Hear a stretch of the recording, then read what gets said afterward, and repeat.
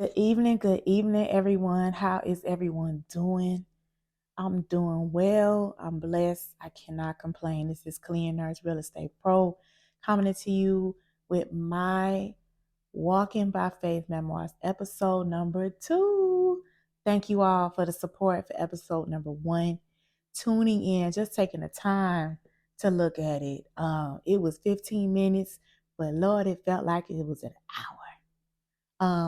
But it was something that I really wanted to do more for myself, just to get outside my box and just go to another level in my life. So I just want to say thank you all so much for the support. So the title of this episode is I Feel Some Type of Way. So, sometimes where it's not a direct hit, but then in essence, it is a direct hit to you, what your beliefs, what you do. Um, and it was some things that had occurred in the real estate world about a week or so ago, that really ruffled my feathers. And I wanted to speak about it, but I wanted to speak about it when I was a little bit more calm and collect. And, I gather up the information that I had and, was able to um, process everything. Okay. But first, I do want to get a little bit on some information out that's very, very important to everybody. Um, as you may know, that student loans have came back into pay. So I just need everybody to know that you all are able to have $0 payment plans, okay, or less than $100, and it is all in how and what you put on your student aid loan recalculation application. So studentaid.gov, you go there. That's the hub. That's the main Department of Education loan hub where you see all of your loans and everything, right? So you're going to go there and you're going to ask for a recalculation. And there's 2 questions. One question is how many dependents you have. So, of course, that's dependents that is on your tax returns. Then you have non-dependents. So your non-dependents are people like godkids, nieces and nephews, people that, in your life that you provide financial support to. So please make sure that you're putting enough people that you provide support, financial support to. That is the key. That is the golden ticket to getting your payment plans low. If you're buying a home, when you are using an FHA loan, they take your student loan income-based payment plan amount. So even if you owe a whole lot of money, but your payment plan is $50, they're going to use $50. But the catch is if it's at $0, whether or not it's your loan payment amount equal to 0, or you're in deferment or forbearance or whatever the case is, they're going to use 0.5% of the entire loan balance. The only time the conventional will use 1% of your entire loan balance is if you're in deferment or forbearance. But you have to be in pay. In pay, show the letter, hey, I'm in a student loan payment plan. This is my student loan payment, and they're going to use it. So very, very important. That's going to help out with your DTI. It's going to help out with everything. Okay, so you'll be able to afford more house. Okay, I just want to give that little tidbit because this month is the first month that everybody's student loans have got back into pay. So put your affairs in order, make sure everything is good. If you have any loans in default, please, all you do is go to studentaid.gov and then do a consolidation. Consolidation is where they group all of your loans together into one loan, one interest rate. And then there you're able to pick what student loan payment plan you want. And then from there, you're able to put in the information about dependents, not dependents. So you can have your loans out of default and a payment plan. You are not able to get a mortgage loan if your student loans are in default. Again, you cannot get a mortgage loan if your student loans is in default. Okay, so I just wanted to bring that information to you so you know. If anybody have any issues with getting your student loan payment down lower, and it's just not working for you and you keep getting a high amount that you can't afford, please contact me. I got you. So I feel some type of way. So about a week or so ago, everything the news was buzzing about a lawsuit that was filed against the National Association of Realtors. And as those you don't know, realtors, we pay a lot of money every year to be a part of an association, to give us access to the MLS, multiple listing service, to give us access to all these different type of platforms in order to run our business. The name realtor is literally a brand, a brand that National Association of Realtors worked, I guess, hard for to have the name realtor. So if you're a realtor, you'll see that people say I'm a real estate agent or I'm a realtor, and it's different, believe it or not. And in our fees, like, we pay amount of money for this organization, and this organization was being sued with other brokerages. So I just want to tell you that they lost, not lost. And the what got me is all the articles and basically what happened, because we were like, I mean, my colleagues and everything, we was like, what the heck is going on here? So I'm just gonna read just a little brief thing. It says home sellers win 1.8 billion after jury finds conspiracy among realtors. So I'm looking at the thing like conspiracy and realtors in the same sentence. I said, okay. The influential National Association of Realtors and several brokerages were ordered to pay damages to home sellers who said they were forced to pay excessive fees to real estate agents. So another word that jumped out at me and bit me was forced. I'm like, oh, we force people? Okay. So I'm like, okay, something just not right. So I'm like, let me look at another article. A class action suit successfully argued that realty companies illegally conspired to create a system that is more expensive for home sellers. So I'm like, another sentence with all these like attacking words: illegal, conspired, system. I'm saying like, wow. So I'm conversing with my colleagues, and I'm like, y'all, do you understand any of that? Like, what? I'm confused. I mean, it was like all this stuff that people are talking about in these articles. I'm like, shoot, we barely can get our full commission. So I'm like, I don't know if it's Florida real estate agents. I don't know, Florida realtors. I don't know if it's minority realtors that is different from what is happening. I don't know. But basically, they're saying that these brokerages are setting a set amount to the seller. Say, you have to pay us 6%, or or we're not working for you. And I'm like, well, when I get a listing, the sellers, they're negotiating the commission. I mean, like, literally negotiating. And they're able to do so. So I'm so confused. Because the way the article is saying that, like, they was not able to negotiate. Because on the bottom of the article, it says, what are the solutions to this problem?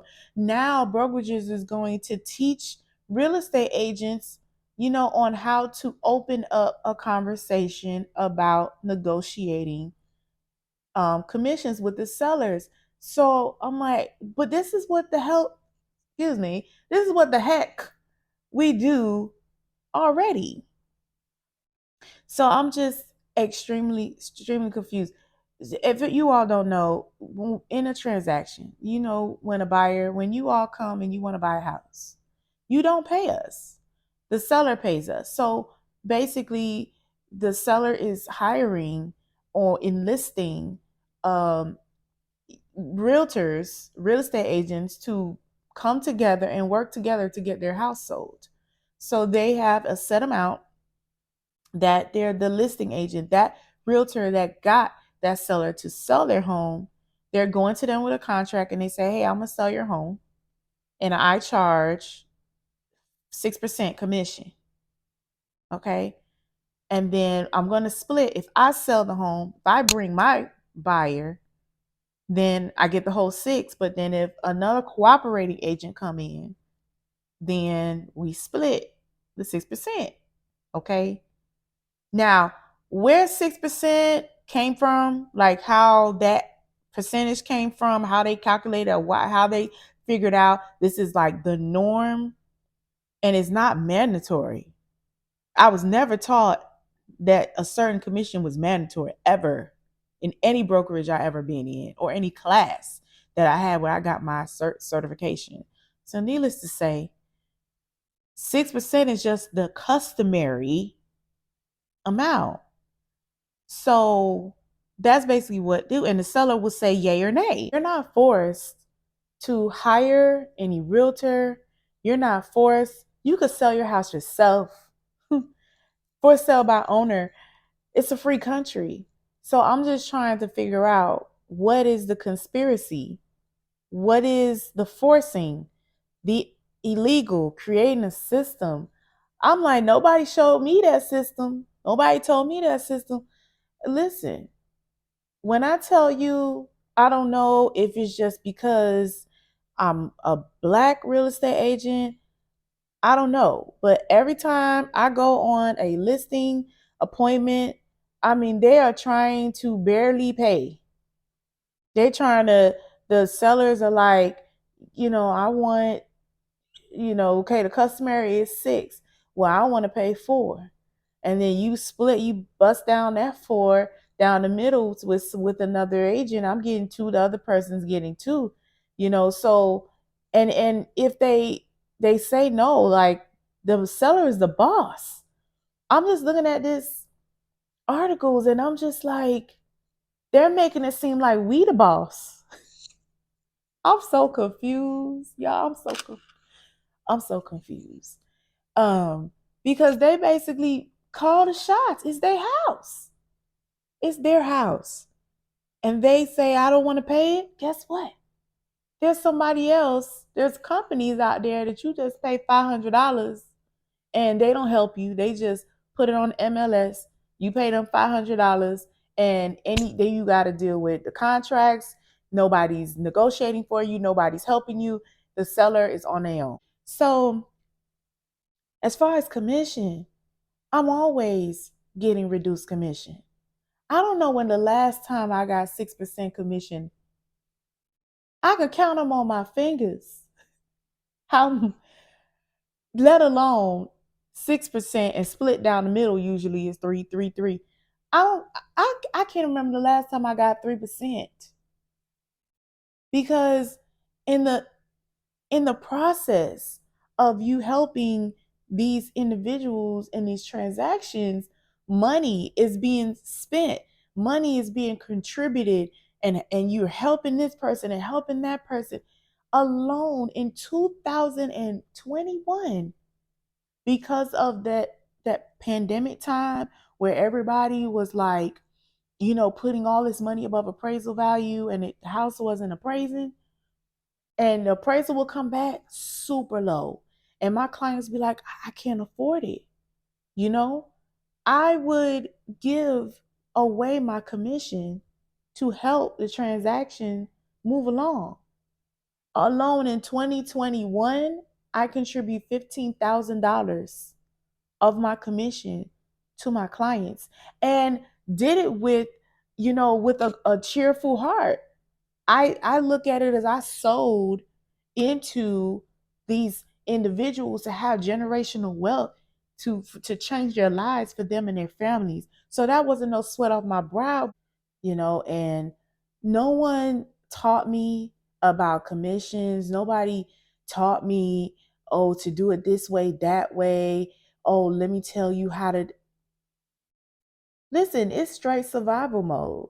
You go, you negotiate. Sometimes you get it, sometimes you don't, you know. And so I'm so confused that millions, I don't know, excuse me, I think it was 33 million homeowners in Missouri, I believe it's Missouri, filed the complaint.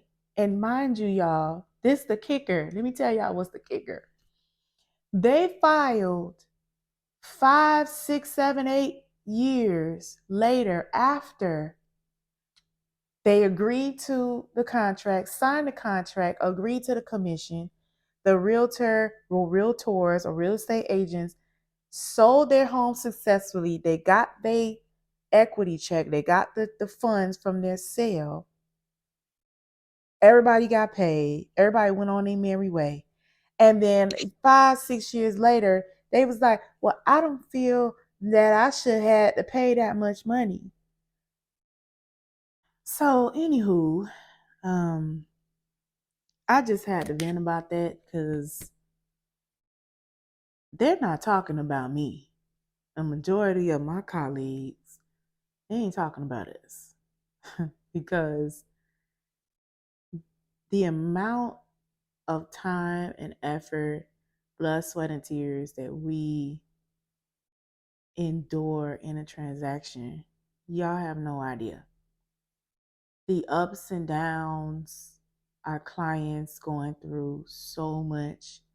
We being therapists, we talking people off ledges. Like it is something else. Literally, the reason why we celebrate so much when we close is because it is a victory. So many touch and goes.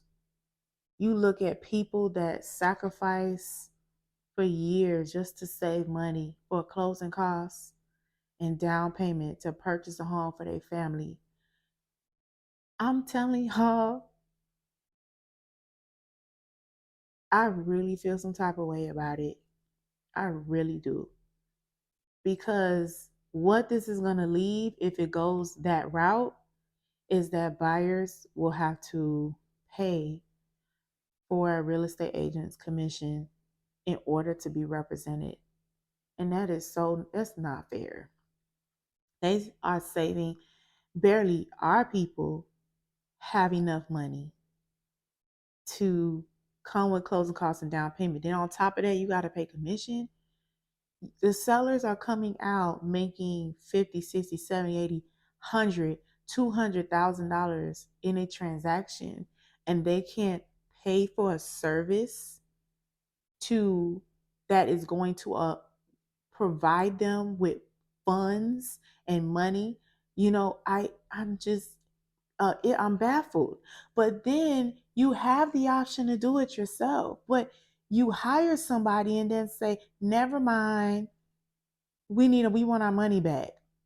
Now, could that realtor go and sue them for pain and suffering?